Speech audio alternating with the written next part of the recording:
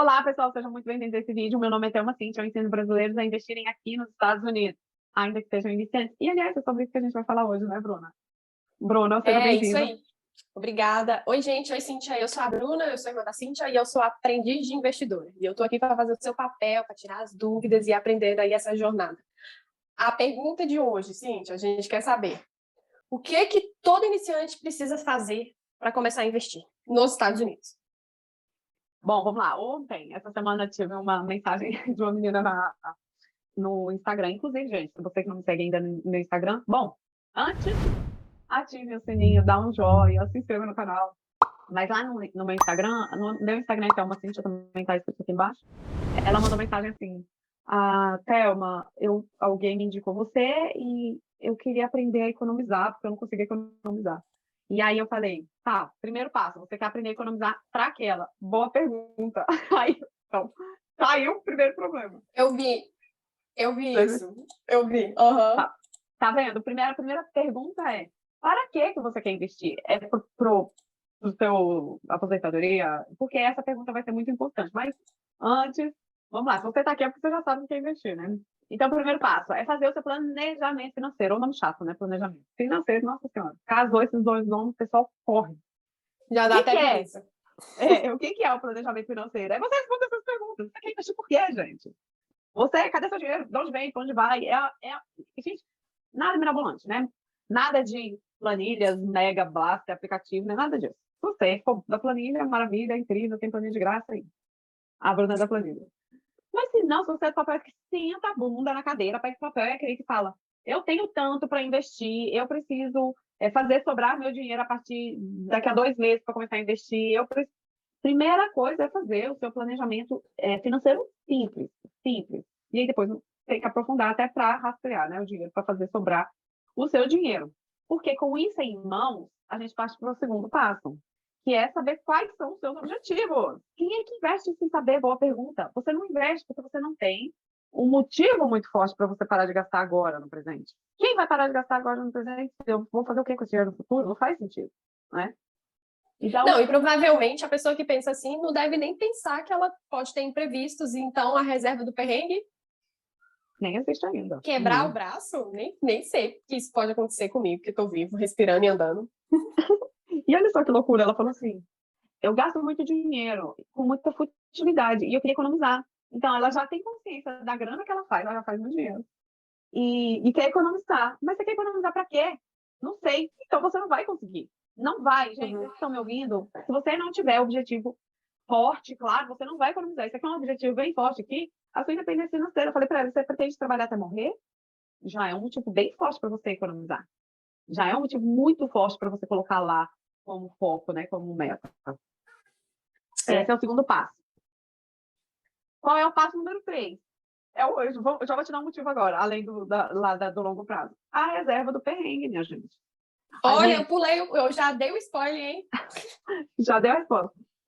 A gente acha que é uma tendência normal para todo mundo. A gente acha que o futuro vai ser igual ao nosso presente, não é? Quando a gente está sofrendo, parece que nunca vai acabar, mas vai. Mas quando a gente está bem, parece que nunca vai acabar, mas adivinha só, também vai.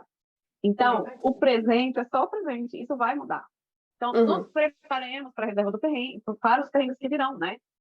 E principalmente o perrengue, porque assim, o que acontece? A pessoa quando está nessa vida produtiva, na vida ativa, financeira, o perrengue chega, mas ela, às vezes, ela aguenta o perrengue. Porque ela está trabalhando, ela está produzindo, ela rapidamente o dinheiro entra, ela consegue distribuir ali, passa uns apertinhos, mas consegue. E quando acontecer dela não conseguir produzir, por algum motivo, quebrei, você falou aqui, quebrou o braço, não é, gente, uma gripinha, não, que te deixa na cama no fim de semana, não. É aquele que te deixa 15 dias parado, travou a coluna, assim, coisa absurda. Então tem que ter os perrengues. Até porque esse perrengue ajuda até quem a gente ama. Marido, esposa, filho, o irmão que está no Brasil, o pai que está no Brasil. Essa reserva do perrengue ajuda até quem a gente ama. Então, recapitulando, o que é a reserva do perrengue? É você ter pelo menos 6 meses das suas contas pagas, tá?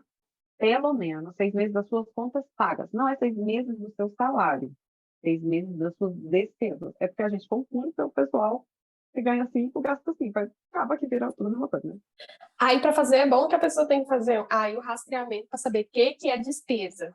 né? O que que é? Ah, não, isso aqui é bobeira, eu tô gastando Saturno. Isso. É bom. Daí, nesse rastreamento, você já consegue fazer sobrar dinheiro para já começar a montar sua reserva lá do perrengue. A maioria dos imigrantes não estão endividados. A maioria dos imigrantes, eles ficam no 0 a 0. Mas existe aquele imigrante que está endividado, que tem enrolado com cartão, com conta, ai meu Deus, começa esse financiamento de carro altíssimo. Esse cara, ele vai começar a quitar as dívidas dele depois da reserva do perrengue. Por quê? Porque o perrengue acontece, notícia ruim, só vem junto, né?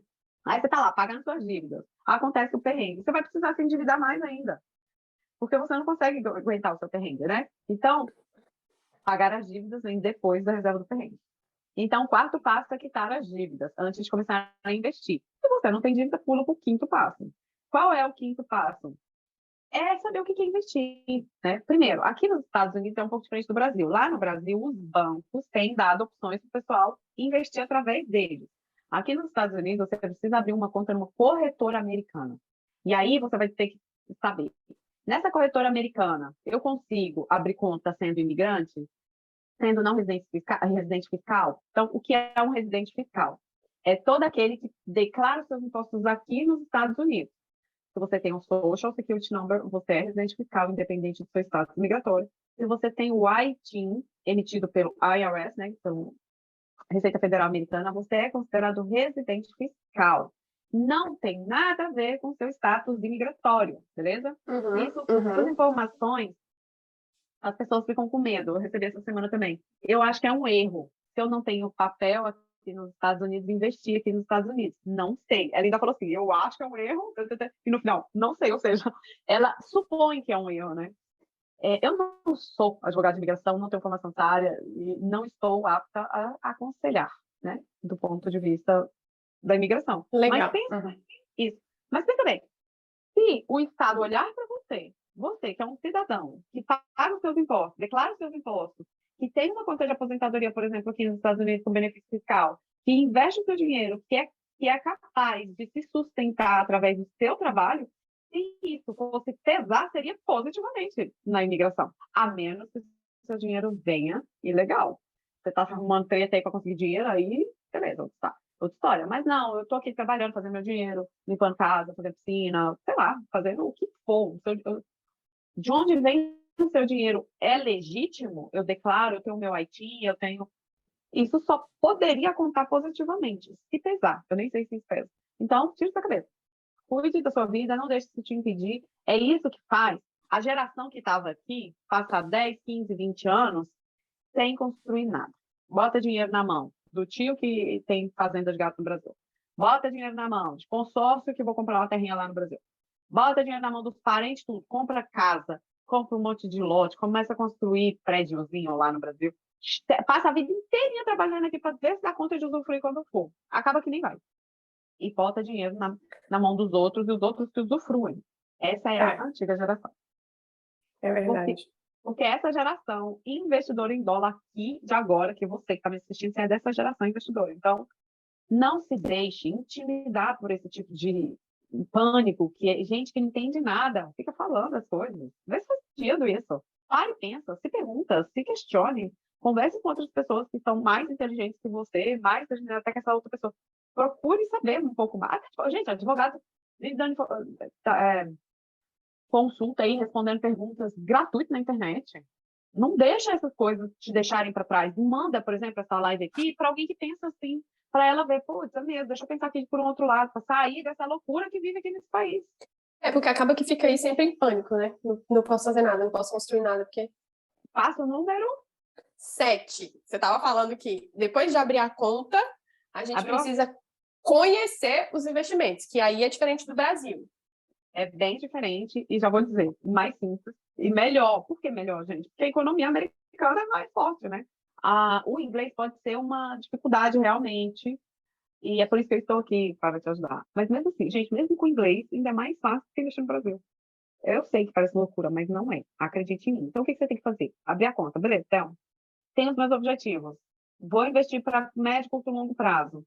que eu vou fazer agora? O que eu vou comprar, né, para os meus investimentos? Como que eu vou montar minha carteira de portfólio? Aí você precisa aprender quais são os seus investimentos. Nós temos ações aqui nos Estados Unidos, nós temos REITs, que são equivalentes aos fundos imobiliários, nós temos ETF, que a gente também tem lá no Brasil, que é uma cesta de produtos muito interessante, não só De para tecnologia. tem de Isso eu tecnologia, aprendi. mas tem de tudo. Tem ETF até de fundos imobiliários, né? Existem ETFs de REITs, existem ETFs de utilities, existem de bancos, existem ETFs até de Tesouro Nacional. Então, é uma infinidade, né? Graças a Deus. A diversidade de ativos aqui nos Estados Unidos são muito grandes e muito bons, né? Bem qualificados. Então, o primeiro ponto é aprender o que você vai fazer na sua carteira e diversificar os seus investimentos de acordo com o seu objetivo. Por que eu estou falando isso? Há uma diferença entre diversificar e diluir, beleza? Então, há um estudo, um gráfico, que eu até fiz isso em uma aula para os meus alunos, mostrando qual é o limite de ativos que você tem que ter, que faz sentido, porque se você diluir a sua carteira, ela não cresce, ela fica andando de lado. Então, existe uma diferença de diversificar para diluir, tá? Então, isso tudo você realmente precisa aprender. Por quê? Por exemplo, se uma pessoa tem imóvel, já tem casa aqui, ou lá no Brasil tem muito imóvel, ou aqui tem muito imóvel, não faz sentido para ela, por exemplo, ter REITs, porque REITs são fundos imobiliários, ela já está exposta demais ao mercado imobiliário. Então, você percebe que realmente é uma análise individual e não é muito difícil. Não, na verdade, não é difícil. Agora, precisa de dedicação e realmente tentar estudar. Passo número 8. Essa é a mais difícil. É onde a galera larga. Tenha paciência e disciplina. O que vai fazer você, pessoas comuns, enriquecerem 3 coisas. Metodologia, o que eu falei até aqui é metodologia. O que é metodologia? Passos a cumprir, passos a seguir.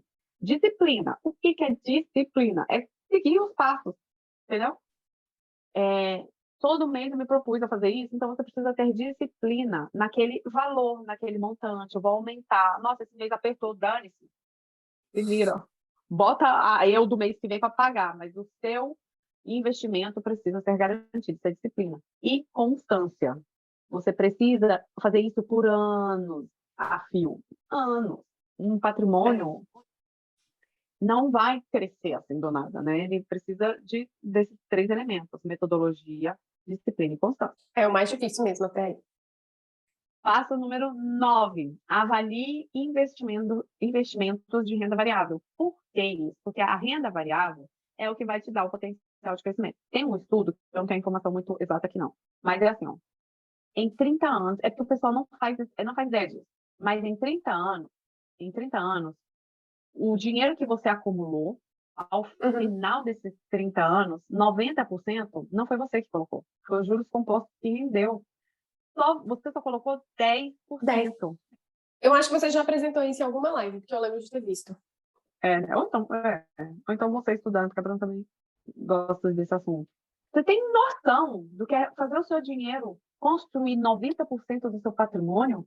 E isso não é fácil. Não, isso não é que não é fácil. Isso não é rápido.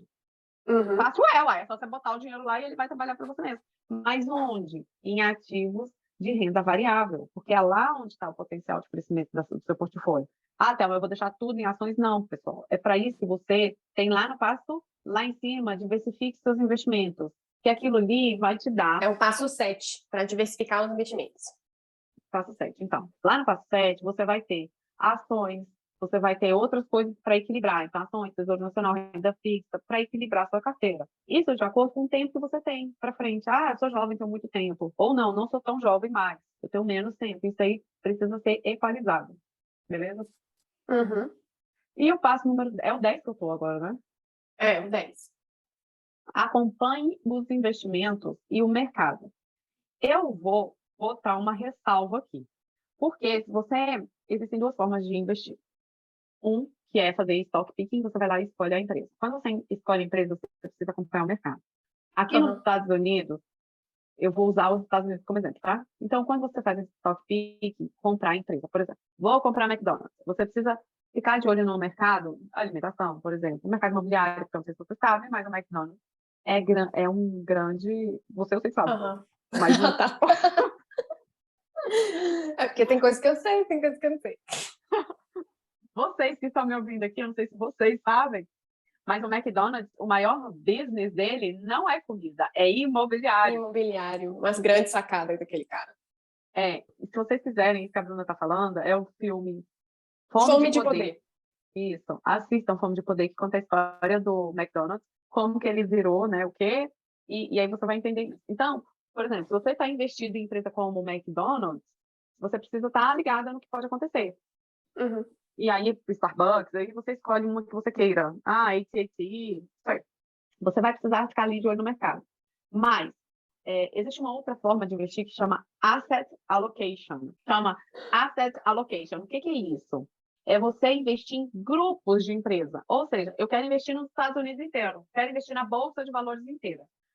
E aí você não precisa fazer essa manutenção de ficar de olho no mercado. Agora, se você vai investir em mercados que a gente chama de menos eficientes, que é o Brasil, O aí Brasil, era isso que eu ia falar, no Brasil é preciso. é por isso que o pessoal fala, o Brasil não é para amadores. Não é mesmo. Não é mesmo. E não só não é para amadores. Ele é para quem tem tempo de ficar olhando o mercado, porque tem muito profissional que também não investe assim, prefere investir através de fundos do que ficar de olho no mercado, que, embora ele entenda, o tempo que ele gasta não faz sentido para o tempo que ele produz fazendo o trabalho dele. Sabe? Então, aqui nos Estados Unidos é muito mais fácil. Você, se for americana, seja ela a S&P 500, seja ela Nasdaq, seja algum outro grupo, ETF, REIT, você pode construir uma carteira assim de asset allocation e estar exposto ao mercado e não apenas às ações, de modo que faça com que você acompanhe muito pouco, quase nada, só vai entrar ali uma vez por mês fazer seus investimentos. Muito melhor. Mais rentável, né? Mais seguro. Muito mais eficiente, né? O mercado americano. É, muito melhor. Viu, Bom, gente? É mais simples investir aqui. Então, esses foram os 10 passos que eu trouxe para vocês. E para você, que é brasileiro, imigrante, saber que pode investir aqui nos Estados Unidos, mesmo imigrante, né? Então, a gente pode participar disso. Então, eu espero que tenha te ajudado, contribuído com alguma coisa na sua vida. E passe para alguém, né? Contribua outra coisa. Uma aluna minha, semana retrasada, numa das nossas aulas de tira dúvida que a gente faz, né? Então, o curso tem aulas gravadas e toda semana eu faço um tira dúvidas ao vivo. Ela falou assim: Thelma, tem 5 anos que eu procuro alguém para me ensinar a investir. Não achei nunca ninguém para me ensinar a investir. Eu acho gente que quer vender isso, que quer vender aquilo, que quer, mas me ensinar a abrir conta a investir. Tem 5 anos, como que você, onde que eu não sabia que você investia isso aqui? Eu falei para ela, pois é, assim como você, existem outras por aí. Então, divulguem, porque tem um monte de gente querendo aprender a investir, e não, eu fui uma dessas, né? Eu tive que tirar, fazer curso em inglês, aprender, ler inglês, nossa, enfim. Então, divulguem. Divulguem. Cíntia, muito obrigada. Foi bem esclarecedor esse passo a passo, assim, foi realmente um esboço, bem o norte, né? Se você que acompanhou aí a gente, tem muito vídeo no canal da Cíntia, a gente tem muito podcast, que às vezes a gente se delonga em assuntos pequenos, então curte esse vídeo, compartilha, manda para aquela pessoa que você sabe que está querendo também investir em alguma coisa, ativa o sininho, segue a Cíntia nas redes sociais, ela fala todos os dias sobre investimentos nos Estados Unidos, pode mandar suas dúvidas, ela é muito acessível, muito disponível e, quem sabe, não vira tema de um próximo podcast. Manda aqui pra gente. Boa, é verdade. Escreve aqui se vocês tiverem alguma dúvida que a gente precisa gastar um pouco mais de tempo para explicar, senão fica disponível lá no Instagram para vocês. Muito bom, Cíntia, obrigada. Obrigada a vocês, pessoal. Tchau. Tchau.